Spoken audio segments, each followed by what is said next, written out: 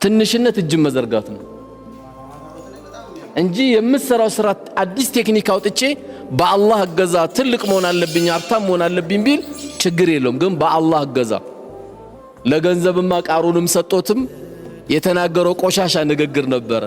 እኔ ይሄን ገንዘብ እኮ አላህ የሰጠኝ ስለሚገባኝ ነው አለ። ይሄን ገንዘብ የሰጠኝ አንዳንዱ ይናገራል።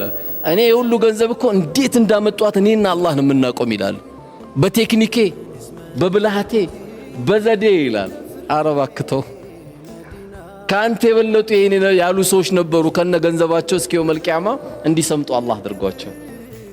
በቴክኒክ የሚባል የለም። ሁሉም ነገር ያለው ላ ሐውለ ወላ ቁወተ ኢላ ቢላህ።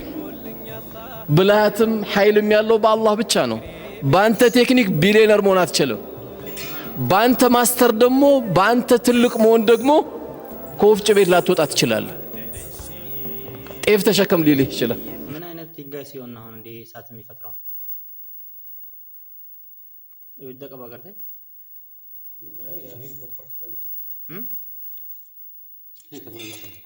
ኮፐሩ ነው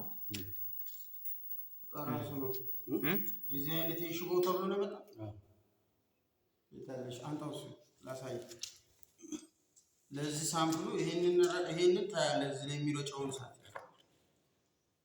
ይሄንን ለማወቅ ፈለክ ማለት ነው። እሺ ሲያቃጥለው ምን እንደሚሆን